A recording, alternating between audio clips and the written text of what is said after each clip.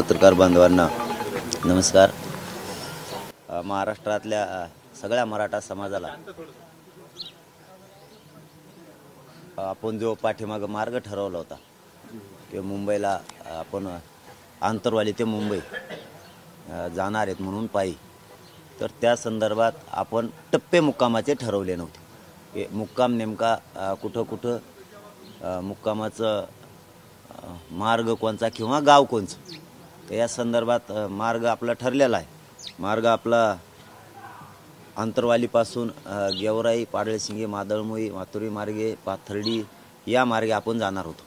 तर आता मुक्कामाचा महत्त्वाचा विषय महाराष्ट्रातल्या मराठा समाजाला सांगणं आवश्यक होतं, ते सांगणं गरजेचं आहे। आपण चालताना आपण असं ठरलं की आपण पहिल्या मुक्कामापर्यंत म्हणजे निघाल्यापासून पहिला मुक्काम इथपर्यंत कसं जायचं, तर पहिले फक्त आपण कसं चालणार आहेत काय याच्यानंतर सांगतो, पण अगोदर आता टप्पे सांगतो की आपलं मुक्काम कुठं।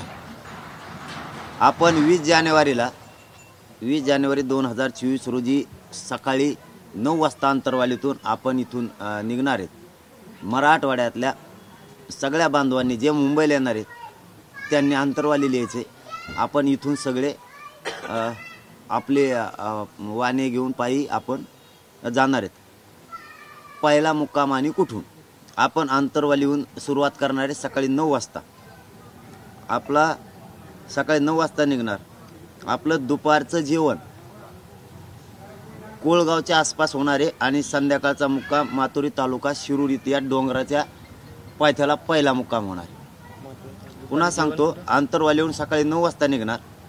दुपारचं जेवण आपलं कोळगावच्या आसपास होणार आहे गेवराई तालुका, आणि आपला संध्याकाळचा मुक्काम माथुरीच्या तालुका शिरूर या डोंगर पट्ट्यात तिथं मुक्काम होणार आहे। तिथं आसपासच्या सगळ्या बांधवांनी, आसपासचे शेकडो गावं जे तिथं त्या मुक्कामाच्या ठिकाणी सगळ्यांनी व्यवस्था करा। गावागावातून भाकरी आणि भाजी आणून तिथं जेवणाची व्यवस्था सगळ्या बांधवांची येणार मुंबईला जाणाऱ्यांची करा। पहिला मुक्काम हा लक्षात आला। दुपारचं जेवण ही कोळगाव या ठिकाणी। आता आपण सकाळी 9 वाजता इथून निघालो तर आपला रूल आता असा ठरला आहे की 12 वाजेपर्यंत साधारण चालायचं। ज्यांना शक्य असेल त्यांनीच, ज्यांना शक्य नाही त्यांनी त्याच्या वाहनात बसून राहायचं। आपण काय पंढरपूरला चाललेलो नाहीत, म्हणून देवाला प्रसन्न करायचं आणि पायी गेलंच पाहिजे। त्याच्यामुळं आपण काय देवाकडे चाललेलो नाही आहेत, आपण आपल्या मागणीसाठी सरकारकडे चाललो। त्यामुळं आपल्याला ज्यांना शक्य आहे चालायचं त्यांनीच चालायचं, त्यांना नसतं बाकीच्यांनी बिंदास्त गाडीमध्ये बसून राहायचं आणि गाडीत चालायचं। 12 वाजेपर्यंत चालायचे रोज सकाळी, दुपारी 12 वाजेपर्यंत, जे निघण्याच्या वेळेपासून। काही वेळेस सकाळी 8ला निघणं होईल, काही वेळेस 7लाच निघणं होईल, काहीला 10ही वाजतील। 12 वाजेपर्यंत चालायचं, तिथून पुढं वाहनाने बसायचं आणि मुक्कामाच्या ठिकाणी जायचं किंवा दुपारच्या जेवणाच्या ठिकाणी जायचं। ही आपलं आता फायनल ठरलेलं, याच्यात कसलाही बदल होणार नाही। दुसरा दिवस 21 जानेवारीला माथुरी ते करंजी आहे, तर सकाळी 8 वाजता आपण त्या मुक्कामाच्या ठिकाणून निघणार आहेत माथुरीहून। आपलं दुपारचं जेवण तनपूरवाडी पाथर्डी यामध्ये होणार आहे तिथं, म्हणजे आपलं तिथं होणार आहे। ते आसपासचे लोक करतील, नाही केलं तर आपल्याला स्वतः स्वयंपाक तिथं तयार करायचा। तनपूरवाडी प्लस पाथर्डी दुपारचं जेवण, आणि मुक्काम होणार आहे करंजी घाट, बाराबाबळी तालुका जिल्हा अहमदनगर। मुक्काम आणि जेवण दुसरा मुक्काम करंजी घाट, बाराबाबळी इथं होणार आहे। तिसरा दिवस 22 जानेवारी 2024 रोजी बाराबाबळीतून सकाळी 8 वाजता, म्हणजे करंजी घाटातून पुन्हा 8 वाजता आपली रॅली, आपली पायदिंडी निघणार आहे। दुपारचं जेवण साधारण, याचा फक्त एवढा टप्पा थोडासा मागं पुढं होऊ शकतो। दुपारच्या सुपा तालुका पारनेर जिल्हा अहमदनगर दुपारच्या जेवणाचं तिथं थांबण्यात येणार आहे। आसपासचे गावं शेकडो तिथं तयारी करतील, नाही केले तर आपण जाणाऱ्या बांधवांनी आपल्याला तिथं थांबून आपल्याला आपला स्वयंपाक करून जेवायचं। मुक्काम रांजणगाव तालुका शिरूर मुक्काम तिथं होणार आहे. आपला तिसरा मुक्काम रांजणगावच्या अलीकड पलीकडं किंवा रांजणगावमध्ये होणार आहे. आता स्थानिक लोक सांगतील त्या पद्धतीनं मुक्काम होईल किंवा याच्यात मागं पुढं बदलसुद्धा होईल मुक्कामाच्या बाबतचा. पण आताचा फायनल आहे आपल्याकडून रांजणगाव गणपतीचं इथं आपला तिसरा मुक्काम होणार. पुणे जिल्हा आपला चौथा मुक्काम आहे. रांजणगावतून आपण सकाळी 8 वाजता पुन्हा निघायला सुरुवात करणार आहे. कोरेगावच्या आसपास दुपारचं जेवण होणार आहे. त्या नदीच्या अलीकडच्या बाजूने किंवा पलीकडच्या बाजूने दुपारचं जेवण कुठेतरी होईल किंवा त्या गावाच्या हिशोबानं. त्यांनी केलं तर ठीक, त्यांनी नाही केलं तर आपण आपल्या स्वतः तिथं उतरून दुपारचे जेवण करूयात. किंवा काही लोक पार्सल जेवणसुद्धा आपल्याला रस्त्यानं देणार आहेत. आपण तेच कुठेतरी उभा राहून खाऊयात किंवा मग रोडवरतीच किंवा आसपासच्या डोंगरावरती किंवा मैदानावरती गाड्या उभा करून जेऊ. शक्यतो जास्तीत जास्त रस्त्यानं शेकडो गावं आपल्याला पार्सल खायला खूप देणार आहेत. ते खाण्यासाठी जिथं पाण्याची व्यवस्था असेल, जिथं नदी असेल, जिथं पाणी पिण्याची व्यवस्था असेल त्या ठिकाणी आपण जाऊ, तिथं जेवण करू. काही नद्यात काहींना सकाळी आंघोळी करायचा प्रॉब्लेम आला तर मध्ये नद्यात मोठमोठ्याल्या दुपारच्या वेळेस आंघोळी करू. असं काय सकाळीच केलं पाहिजे असं काय नाही. दुपारा करू, तिसरा पारा करून मुंबईला जाऊ. आणि उगाच काही जणांचं म्हणणं होतं 15 किलोमीटरचा टप्पा टाका, काहींचं म्हणणं होतं 20 किलोमीटरचा टाका. आपल्याला 1.5 महिना तर तिथं जायलाच लागेल. आणि काय वेळ द्यायचा सरकारला कशामुळं? आपण सरकारला 7 महिन्याचा वेळ द्यायला आता नाही द्यायचा. आपण आपले लोक जर महिनाभर चालले तर लोकांना प्रचंड त्रास होईल, प्रचंड त्रास होईल लोकांना. इथून तिथून पायी चालायचं आणि तिथं गेल्यावर काय ॲडमिट करायचे का मुंबईत लोक? त्यांच्या शक्ती तर राहिली पाहिजे बसायला. म्हणून तिथं काय देवाला प्रसन्न करायला चाललेलं नाहीत आपण. वारी नाही आहे. 12 वाजेपर्यंत चालायचं, 10 ते 12 वाहनात बसायचं, जेवणाच्या ठिकाणी मुक्कामाच्या ठिकाणी थेट गाड्या. एकदम सोपं, दन सगळ्यांनी जे येणार नाहीत त्यांनी वाटा लावायचं. चौथा मुक्काम रांजणगावतून सकाळी 8 वाजता निघणार आहेत. कोरेगाव भीमाला दुपारी जेवण, गावात किंवा थोडं मागं पुढं गावकऱ्यांच्या सोयीनुसार. चंदननगर खराडी बायपास मुक्काम पुणे, जेवण आणि मुक्काम तिथंच खराडी बायपास. तिथंच आसपास मागं पुढं जिथं व्यवस्था गावकरी करतील तिथं पूर्ण पुणे शहर हे बांधव जी तयारी करतील त्या ठिकाणी मुक्काम राहील. आसपासच्या खेड्यातून, आसपासच्या शहरातून, महानगरातून तिथं सगळ्यांनी घराघरातून 5-5, 10-10 जरी भाकरी आणल्या आणि भाजी आणली तरी लाखो लोक जेवू शकतील.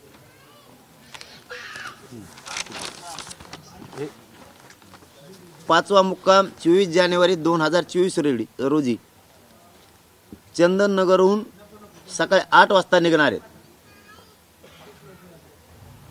दुपारचं जेवण तळेगाव दाभाडी या ठिकाणी तिथलं आसपासचं अंतर किंवा हे बघून थोडंफार मागं पुढं, परंतु परिसर तोच. कारण इकडे 10-10, 20-20 किलोमीटर राहणार आहेत. फक्त आता स्पॉट देणं गरजेचं आहे, कुठला पुढच्या तोंडाचा म्हणून ते देणं नसता मागं चालणार. आणि लोणावळ्याला मुक्काम आहे. जेवण मुक्काम लोणावळ्याला, तिथं डोंगर आहे. प्रत्येक मुक्काम डोंगरात आहे, शक्यतो गावात नाहीच. आमच्या वैयक्तिक काही अडीअडचणीमुळं आम्हाला मुक्काम डोंगरात टाकायची वेळ आली आणि ते टाकावं लागणार आहे. काही गावात सुद्धा असणार आहेत, नाही असं नाही. 6वा मुक्काम 25 जानेवारी लोणावळ्याहून सकाळी 8 वाजता निघणार. पनवेलला दुपारचं जेवण आहे. पनवेलला दुपारचं जेवण आपल्याला तिथं कुठं एखादं ते स्थानिक शहरातले तयारी करतील, ग्राउंड कुठं आहे काय, त्यांनी नाही केली तर आपल्याला आपला स्वयंपाक करून आपल्याला खायचं आहे. परंतु असं होणार नाही.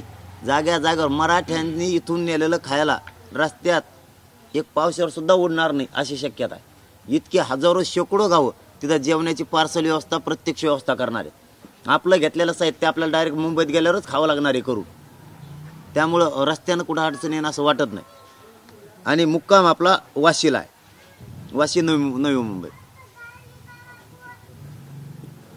7वा दिवस 26 जानेवारी.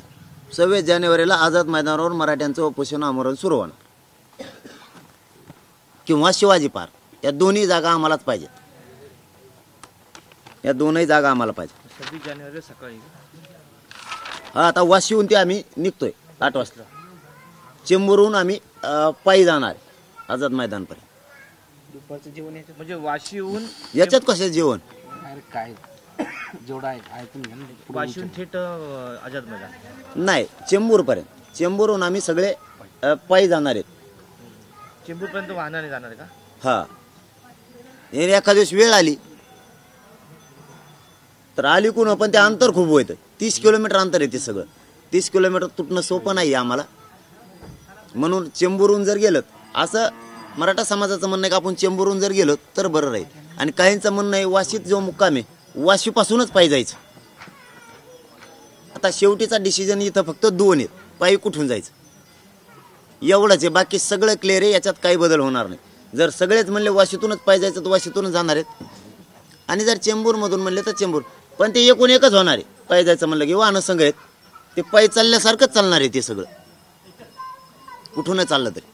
आता माझी मराठा समाजाला विनंती आहे, महाराष्ट्रातल्या मायबापा हो, ही शेवटची लढाई, आरपारची लढाई. आम्ही चाललो आहे या महाराष्ट्रातल्या लेकरांना न्याय मिळावा म्हणून. महाराष्ट्रातल्या सगळ्या मराठ्यांच्या पोरांना आणि महाराष्ट्रातल्या मराठा समाजाला सरसकट ओबीसीतून आरक्षण मिळावं म्हणून आपण 20 जानेवारीला मुंबईकडे निघालो आणि 26 जानेवारीला आपण आमरण उपोषण सुरू करतो. हे देशव्यापी आंदोलन असल्यासारखं इतकं टोकाचं आमरण उपोषण होणार आहे. तुमच्या ताकदीवर आणि तुमच्या बळावरती आम्ही मुंबईला चाललो आहे. मायबाप मराठा समाजाच्या पाठबळाची आणि आशीर्वादाची आम्हाला गरज आहे. आम्ही मरेपर्यंत हटणार नाही हा शब्द मराठा समाजाला. परंतु 20 जानेवारीला समाज आंतरवालीतून निघतोय. जरी पहिल्या टप्प्यात आम्हाला कळलं आहे, आमच्या कानावर कुणकुण आलेली की पहिल्या सुरुवातीला थोडे राहणार आहेत, लोक कुठं कुठं येणार आहेत याचंसुद्धा लोकांनी लोकेशन जोडलेलं आहे. जसं जसं पुण्याच्या आसपास येईल त्यावेळेस 2-2 करोडचा आकडासुद्धा क्रॉस होणार आहे. जे जजमेंट दिलेत शासनानं, जे लेखी गणितं केलेत, यांचे पूर्ण गणित कोलमडून जाणार आहे. गणिताचं पूर्ण गणित बिघडून जाणार आहे यांचं, की जे दिल्यात. कारण ते आपल्यालाच विचारायचे आणि सरकारला माहिती पुरवायची किती वांधा नाही. यावेळेस मराठ्यांनी सांगितलंच नाही, काहींनी सांगितलं, काहींनी सांगितलंच नाही. मराठी हुशार झाले, त्यांचं गणित चुकणार आहे 100%. परंतु माझी मराठा समाजाला विनंती, एक असो, एकटा मनोज जरांगे असो किंवा 1 लाख चलत असो, मी मात्र मुंबईला 20 जानेवारीला इथून निघतोय. महाराष्ट्रातल्या मराठा समाजाला शक्य असेल त्यांनी सगळ्यांना मुंबईकडे या. कारण एवढीच संधी आहे मराठ्यांचे लेकरं मोठं करण्याची. ही संधी सोडू नका. आता माझी शेवटची पुन्हा मराठा समाजाला एक विनंती की आंतरवालीत जे येणार नाही आहेत त्यांनी वाटं लावण्यासाठी या. आणि मराठवाड्यातल्या माता मावल्यांनी, गोदापट्ट्यातल्याही माता मावल्यांनी, जालना जिल्हा आणि बीड जिल्ह्यातल्या विशेष करून जास्तीत जास्त माता मावल्यांनी ताकदीनं जे मुंबईकडं पोरं चालले त्यांना वाटं लावण्यासाठी शेवटच्या मुक्कामापर्यंत या. आणि आपण आपले वाहनच घेऊन या, म्हणजे वापस तुम्हाला जायला सुद्धा सोपं राहील. हे प्रत्येक जिल्ह्यानं करायचं. म्हणजे बीड आणि जालना जिल्ह्यानं इथून वाटा लावायला पहिल्या मुक्कामापर्यंत यायचं. ज्यावेळेस आपण नगर जिल्ह्यात जातो त्यावेळेस नगर जिल्ह्यातल्या लोकांना सुद्धा त्या मुक्कामाच्या ठिकाणापर्यंत वाटा लावायसाठी यायचे, तिथून पुढच्या नाही. असं मुंबईपर्यंतच्या जिल्ह्यानं मुक्कामाच्या ठिकाणापर्यंत येण्यासाठी त्यांच्या शिवाच्या हद्दीवर त्यांनी यायचं. उदाहरणार्थ पुणे नगरच्या हद्दीवरती पुण्यांच्या जिल्ह्यातल्या बांधवांनी यायचं. नगरच्या हद्दीच्या बॉर्डरवर नगर जिल्ह्यातल्या बांधवांनी यायचं. आणि बीड जिल्ह्यातल्या शिवाच्या हद्दीवर बीड जिल्ह्याने यायचं. तसंच नवी मुंबईच्या लोकांनाही त्याच पद्धतीने यायचं. फक्त मराठवाड्यातल्या सगळ्या बांधवांनी ज्यांना मुंबईला या रॅलीत सहभागी व्हायचं आहे, या पायी दिंडीत सहभागी व्हायचं, त्यांनी आंतरवालीला यायचं. आपण सगळे सोबत 20 तारखेला आंतरवालीहून इथून निघू. आणि जे येणार नाही आहेत त्यांनी वाटा लावायसाठी सुद्धा आंतरवालीतच आपण आपल्या आहेत ते मराठ्यांनी वाहनं बाहेर काढा. मराठवाड्यातले जेवढे वाहन आहेत मराठ्यांच्या, मोटरसायकली काय काय असतील ते वाटा लावण्यासाठी या पहिल्या मुक्कामापर्यंत. पहिल्या मुक्कामावर वाटा लावा आणि आपण वापस जा. याच्यामध्ये कुठे कुठे आता तुम्ही सांगितलं, पण कुठे कुठे कसं लोक सहभागी होऊ शकतात? पुन्हा लोक पुण्याकडे जास्त सहभागी होणार आहे. म्हणजे करोडोचा आकडा तिकडं क्रॉस होणार. परंतु काही मराठा समाज असा आहे की मी शेवटी नाही, मी पहिल्याच दिवशी सहभागी होणार आहे, असं मराठा समाजाचं काहींचं म्हणणं आहे. मला या आरक्षणाचा विजयाच्या लढ्याचं साक्षीदार व्हायचं आहे असं त्यांचं म्हणणं आहे. मला या लढ्यात मी सगळ्यात समोर होतो किंवा मी सगळ्यांच्या पाठीशी खंबीर होतो. म्हणून मला 20 जानेवारीपासूनच या आंदोलनात सहभागी व्हायचं आहे. असा हा आकडा खूप मोठा आहे की शेवटच्या दिवशी तिथं जायचं, शेवटच्या मुक्कामाच्या दिवशी, आणि महाराष्ट्रातून प्रचंड मोठा ओघ शेवटच्या मुक्कामाच्या दिवशी येणार आणि मग ते सगळेचे सगळे मुंबईकडे जाणार. आणि काहींचं म्हणणं असं आहे की आम्ही पहिल्या दिवसापासून आम्हाला साक्षीदार व्हायचं आहे, आम्ही 20 जानेवारीपासूनच आंतरवलीतून सहभागी होणार आहे. वाहनांचं कोणती वाहनं असणार आहेत आणि ती पायी मोर्चाच्या त्या पायी आंदोलनाच्या अगोदर मागे असणार आहेत का पुढे असणार आहेत? त्या वाहनांचं काय ते आता पहिल्या मुक्कामात आम्ही त्यांचं व्यवस्थित प्लॅनिंग लावणार आहे. कारण हे पहिला दिवस असल्यामुळं पहिल्या दिवशी ते नियोजन होणारच नाही, मुक्कामाच्या ठिकाणी ते होणार आहे. वाहनं मात्र सगळे आहेत, म्हणजे आता वाहनाचं नाव सांगायला घेत नाही, सगळे रिक्षापासून ट्रॅक्टरापर्यंत टेम्पो ट्रका सगळं आहे, सगळं काहीच नाही असं की सगळेचे सगळे वाहनं घेतले. फक्त एवढीच विनंती, आता मागं नका राहू, अशी संधी आपल्या लेकरं मोठं करायची पुन्हा येणार नाही. सगळ्या मुंबईकडे चला. वाहनाची जिथं मुक्काम आहे तिथं उघड्यावरच झोपणार की काय, पाली टाकणार की काय, त्याचं त्या मुक्कामाचं काय नियोजन आहे? प्रत्येक जणानं आपण आपलं झोपण्यासाठी सगळ्या वस्तू घेतलेल्या आहेत, खाली साठी पण आणि वरच्या बाजून आपण त्याला आपण रावठ्यासारखं म्हणूयात किंवा ते मेन कापडाचं ज्याचं त्यांनी घेतलेलं आहे. कारण थंडी आहे, मुंबईत प्रचंड गरमी, लोक आपले आता जाऊन आलेत, सगळ्यांनी शर्ट काढून टाकले होते, प्रचंड गरमी आहे. त्यामुळे तिथं ताण नाही आमच्या लोकांना.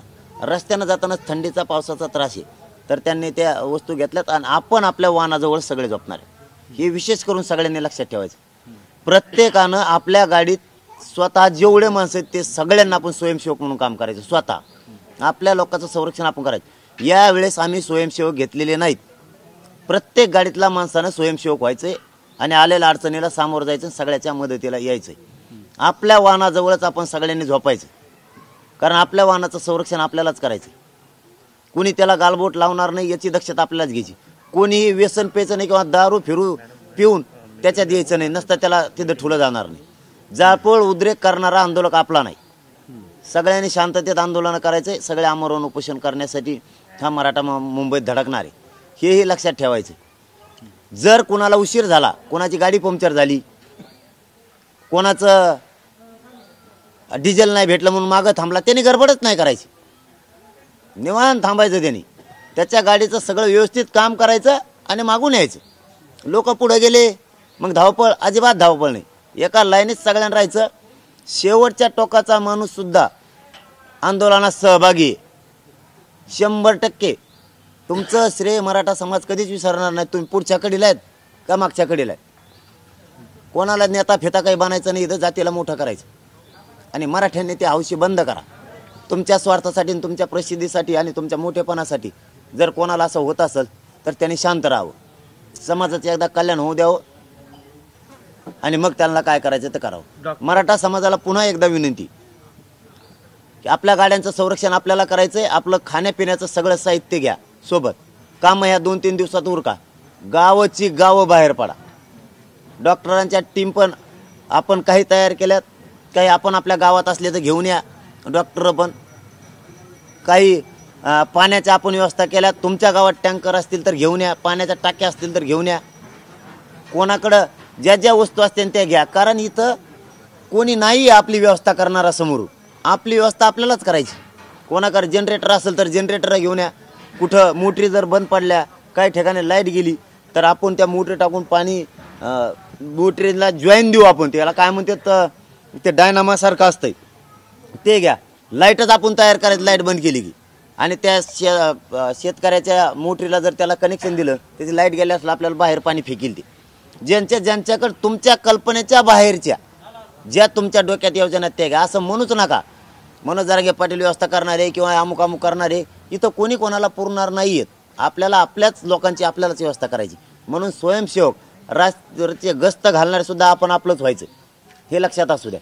आणि येताना सगळं साहित्य खाण्यापिण्याचं सोबत घ्या.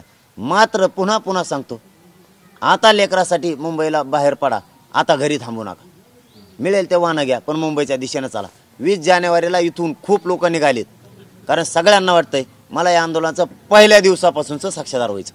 गोदा पट्ट्यातला जर विचार केला, किती ट्रॅक्टर, ॲम्ब्युलन्स वगैरे असं काही आकडा आपल्याकडे आला आहे का? नाही, आकडा आता या आकडा घेण्यासारखं वातावरणच नाही. गोदापट्टा नाही, पुरा महाराष्ट्राला आव्हान आहे. गोदापट्ट्याला फक्त भेटी द्यायला गेलो होतो की त्यांच्याकडे गेलो नाही. हे आव्हान महाराष्ट्रातल्या मराठा समाजासाठी. नाही म्हणजे इथून सुरुवात होणार आहे, त्यामुळे इथून जी काही जी तयारी ही नाही बेस आहे ना. नाही नाही असं मराठा समाज निघाला. मी सांगितलं मगाशी, पण याच्या अगोदर 8 दिवसापूर्वी पण मी एकटाही निघणारे आणि 1 लाख असले तरी निघणारे आणि 1 कोटी असले तरी निघणार.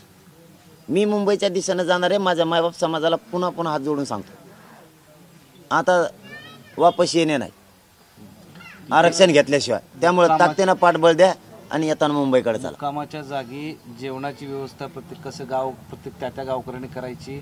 समजा जर त्या परिसरातील लोकांनी जर दिलं नाही, समजा नगरला तुम्ही थांबले तर नगरचे नाही दिले, तर ते सोबत घेतलं अन्न तिथं शिजून खायचं सोबत.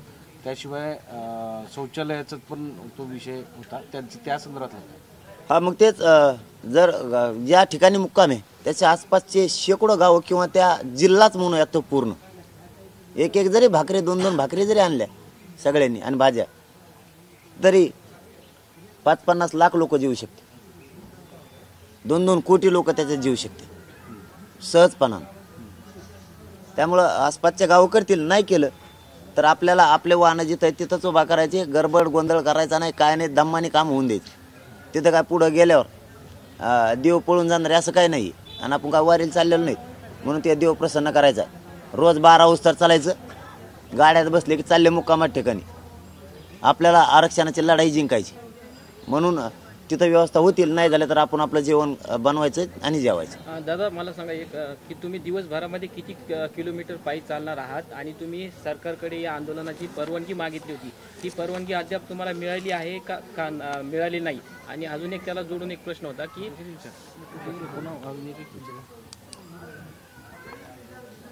जवळपास अंतरवाली ते माथुरी 73 किलोमीटर होते. माथुरी ते बाराबाब करंजी घाट 77 होते. बाराबाबळी ते रांजणगाव 79 किलोमीटर होते. आमच्या ह्याच्यात थोडंफार मागं पुढं होईल 10-5 किलोमीटर ते. अशा पद्धतीने 90-100 किलोमीटरच्या आसपास प्रत्येक मुक्काम. कारण आम्ही जर 10, 15 आणि 20 किलोमीटर जर चाललो तर आम्हाला किमान 1 महिना लागणार आहे जायला. आणि लोक इतके थकणार आहेत, म्हणजे हे असं होईल की लोकांची हरबड केली, इथून नेले तिथं नेऊन ॲडमिट केले आणि मग आरक्षणात लढायची कशी? त्यामुळं असं डोक्यात आलं, सरकारला वेळ द्यायचा नाही आणि आपण जायला दमलो नाही पाहिजे. आता जर 20 किलोमीटरचा टप्पा टाकला तर ते 600, 550-600 भरत. 1 महिना कंप्लीट लागणार आहे. 1 महिन्यात आमच्यावरच्या भाकरी संपत्या आणि पिठं संपते इकडंच. नाही पण एक व्यक्ती दिवसाला सरासरी 30 ते 40 किलोमीटर चालू शकतो, फार तर तो ताकदवान असला तर. तो 80 किलोमीटर 70 किलोमीटर चालणार कसा, याचं काय गणित आहे? आम्ही कुठं चालायलो हां काय तिथं का पंढरपूरचं पांढरं हे काय हां म्हणून पायी गेल्यावर प्रसन्न करायचे त्यांना. आता टाइमात दिला नाही 7 महिन्याचा. यांच्याच मान्याप्रमाणे वागायचं का प्रत्येक वेळेस? नाही पण प्रश्न असा आहे का ना, प्रश्न असा आहे की तुम्ही सुरुवातीलाच म्हणाले हा मग पायी चाललो ना. शक्य असेल त्यांनी पायी चालायचं, ज्यांना शक्य नाही त्यांनी गाडीत बसायचं. हो पण पायी जर तुम्ही निघाले तर फार फार तर 30 किलोमीटर 40 किलोमीटर दिवसाला जाऊ शकतो. मला 12 वाजता जेवढं चालतं तेवढं चलन मी आणि लगेच इष्टीत बसन, ते गाडीत बसन आणि पुढे जाईन ते मुक्कामात ठिकाणी. आम्ही काय ठेका नाही घेतला यांचं पै जायला. पै गेल्यावर आरक्षण देणार असले ना, मी 24 घंटे उभा नाही राहत. चला चॅलेंज सरकारला स्वीकारत असलेत बघा. 24 घंटे उभा नाही राहत, झोपणार नाही रात्रंदिवस सारखा चलत राहतो. चालल्यामुळे जर ते आरक्षण देणार असले तर मी एकटा येतो. मराठा समाज सुद्धा नाही. इथून मुंबई पोहोचतो तर थांबत नाही. मी आपला चालत उभाट्यात झोपा. चॅलेंज आहे सरकारला. हे चाष्टा नाही, विनोद नाही, चॅलेंज आहे. मी पोहोचतो. चालल्यामुळे थोडंच देणार आहेत. आम्हाला मुंबईत जायचंय त्याशिवाय देत नाहीत. सकाळी 12 वाजेपर्यंत आम्ही दुपारच्या चालणार आहेत. एक पायी चालण्याचं तुम्ही सांगताय नियोजन, वाहनांचं नियोजन कसं असेल? कारण पायी चालणं, माणसं रस्त्यावर असतील, वाहनांची संख्या तेवढीच मोठी असेल, मग ते ट्रॅफिक जाम, मग अडचणी बऱ्याच गोष्टी, त्याच्या कशासाठी काही नियोजन केलं? रस्ता मोकळा करून देते ना आम्हाला. ते ट्रॅफिक जाम कसं काय होईल? ते आता रस्ता मोकळा करून देत ना आम्हाला. ज्या मार्गे जायचं त्या मार्गे. एक महाराष्ट्रातला हजारो रस्ते त्यातले एक तर मागितलं आम्ही चालायला आणि ते नाही दिलं त्यांचे ट्रॅफिक जाम म्हणून आम्हाला काय करायचं?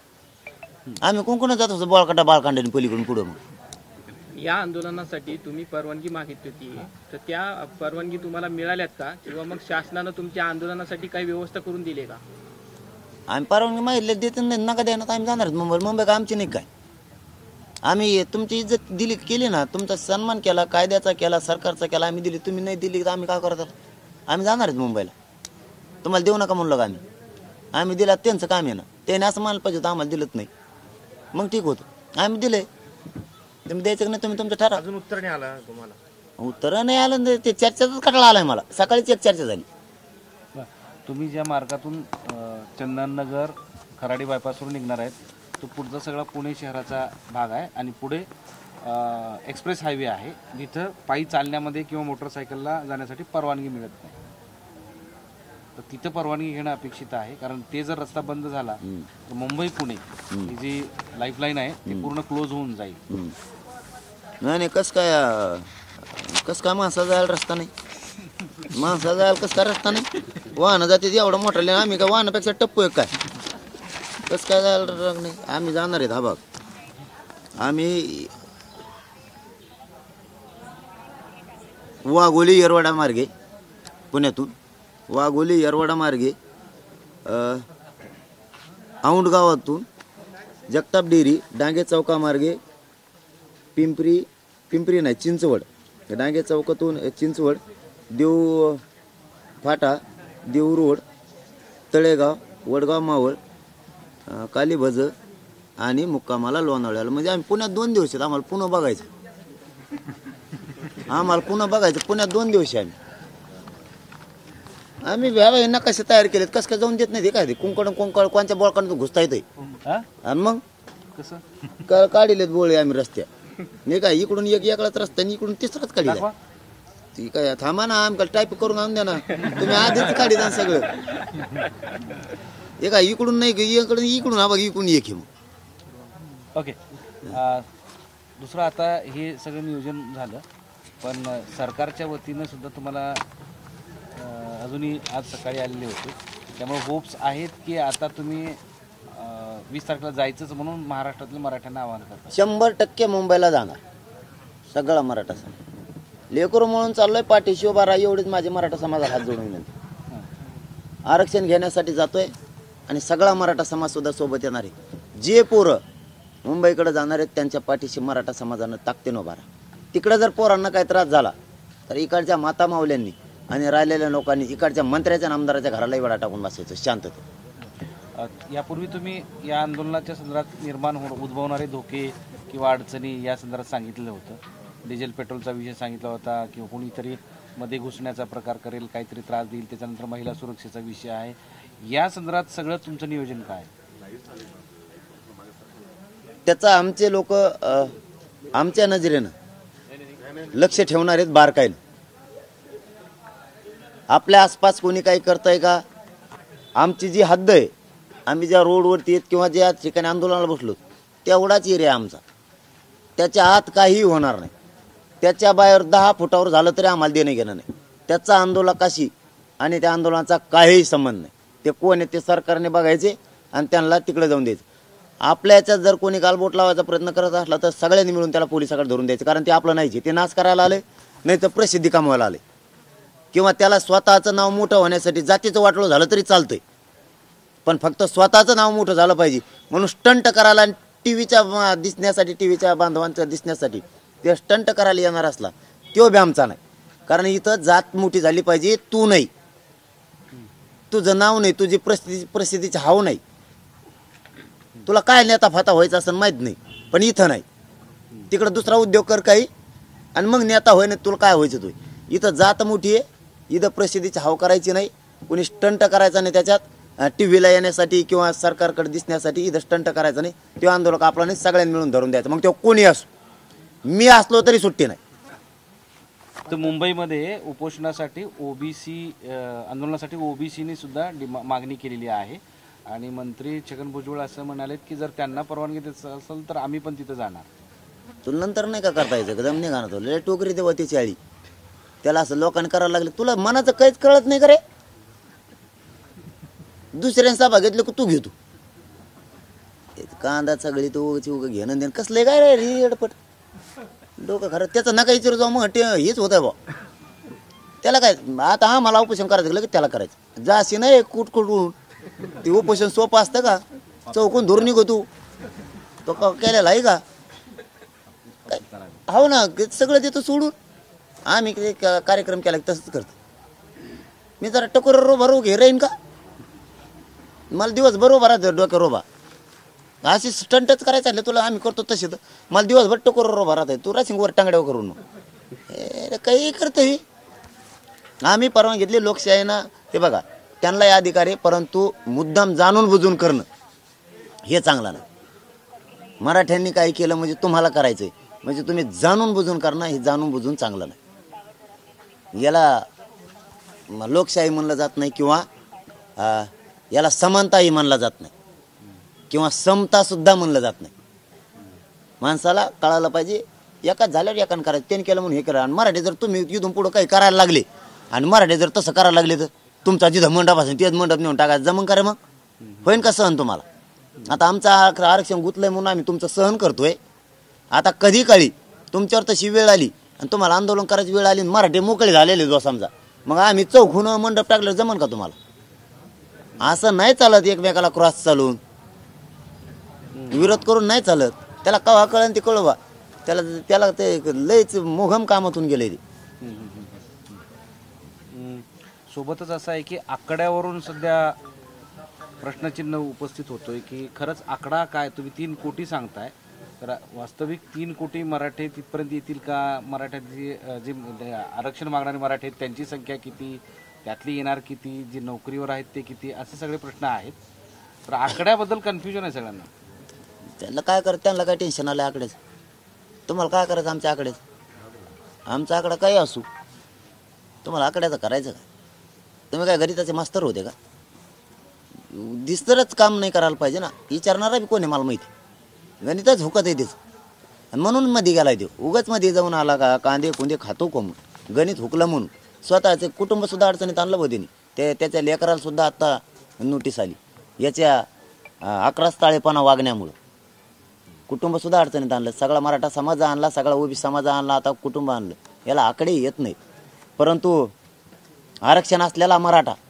या आंदोलनात सहभागी होणार आरक्षण नसलेलाही आणि सगळेच मराठे एकटेच 5-6 कोटी एकटेच 3 कोटी तुम्ही नुसते मजा बघा मुंबईत काय होत 26 जानेवारीला मुंबईत मराठे किती आहेत फक्त मोजा आणि मोजाला त्याला पोलावर उभा करा लाकडेला यायला त्याला RTO करा 1 दिवसासाठी आणि त्याच्या हातात ते मशीन द्या ते असं वाजत होती मग त्याला कळन कशी नोंदणी असते आता एक शेवटचा प्रश्न असा आहे की हे सगळं निघाल्यानंतर तुम्हाला जर कुठेतरी अडवलं तर तुमची भूमिका काय असणार बस काय अडीचे लोकशाहीनं अधिकार दिलाय तुम्ही शांततेत आंदोलनं करू शकता देशातलं सगळ्यात मोठं आंदोलन आमरण उपोषण म्हणजे शांततेत मी आणि माझा मराठा समाज उपोषण करायला चालला तुम्ही कसं काय जाऊ नको म्हणतो तू जाऊ नको म्हणल्यावर तो इकडच्या घराला येडी टाकवतो आम्ही कसं काय नाही जाऊन देत मुंबई का आमची नाही काय बघा तुम्ही मुंबईत मराठे 26 जानेवारीला मोजा मराठे आमरण उपोषणाला जाणार येताना आरक्षण घेऊन येणार सरकारनं त्यांनी बघावं आम्ही 20 जानेवारीला मुंबईच्या तयारीला निघालोत सगळ्यांना महाराष्ट्रातल्या मराठा समाजाला विनंती आहे तुम्हाला हे वेळापत्रक सोशल मीडियाच्या माध्यमातून टाकलं जाईल मीडियाच्या बांधवाच्या माध्यमातूनही तुम्हाला मिळालं त्याच्यात जर काही ऐकायला नाही आलं तर पुन्हा एकदा 18 तारखेला पुन्हा एक मोठी प्रेस घेऊन पुन्हा काही दुरुस्त्या याच्यात करण्यात पण याच्यात कसलाही बदल होणार नाही हे मुक्काम आता फिक्स झाले ज्या ज्या ठिकाणी मुक्काम आहेत त्या बांधवांनी आता तयारीला लागावं सगळ्यांना वेळापत्रकाचा प्रोग्राम टाकण्यात येईल आणि महाराष्ट्रातल्या मराठा समाजाला विनंती आहे एवढ्या वेळेस स्वतःच्या लेकराच्या न्यायासाठी शेवटचा घाव घालायचा आहे शांततेत सगळ्यांना मुंबईकडे चला कोणीही घरी राहू नका 20 जानेवारीला अंतरवाली सोडायची 26 जानेवारीला आमरण उपोषण मुंबई सुरू झालंच पाहिजे 4ही बाजूंना मराठे शांततेत येणार आहेत आमरण उपोषणाला बसणार आहेत दोन्ही ग्राउंड मराठ्यांनी मागितलेले आहेत आणि त्या दोनही ग्राउंडवर आणि मिळेल तितके ग्राउंड जवळपास तसे 27 ग्राउंड आपण मागितलेले की आपले लोक सगळ्यांना ते लागणार आहे आणि सरकारलाही विनंती आम्ही शांततेत आंदोलनाला आलो पुन्हा आंतरवालीच्या प्रयोगाच्या भानगडीत पडू नका. आंतरवालीसारख्या तुम्ही कधीच राजकीय जीवनात दिसणार नाहीत. इतकी भयान तुमच्यावर वेळ येईल त्यानंतर. एवढं लक्षात ठेवा. आणि मराठ्यांनी मुंबईकडे शांततेत चाला.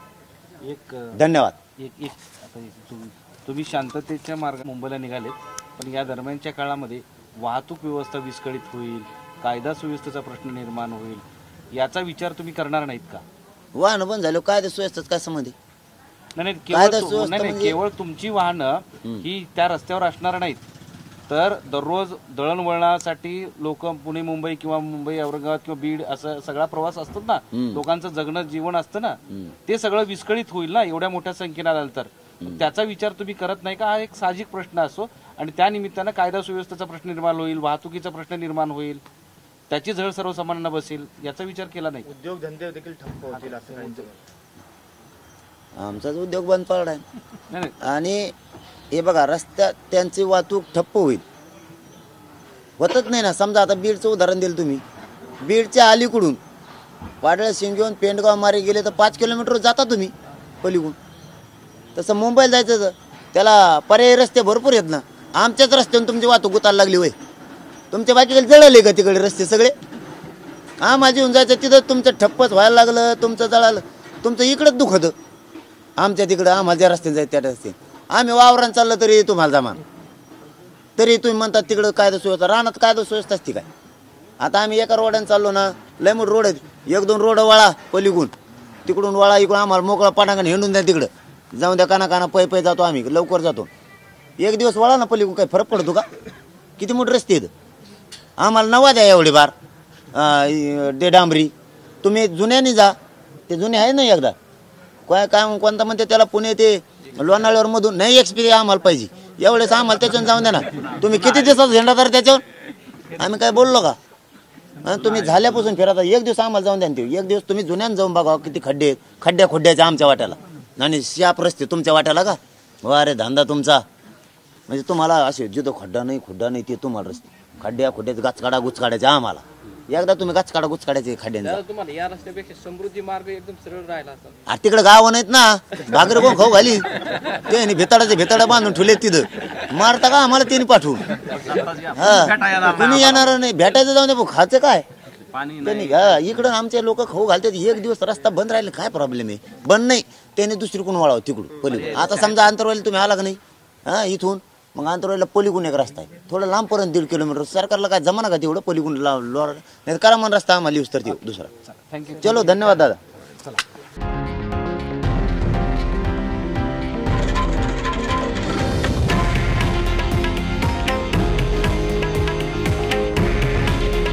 हे आहे देशातील नंबर 1 न्यूज नेटवर्क आणि आपण पाहत आहात TV9 मराठी. काळजी तुमची, हित महाराष्ट्राचं.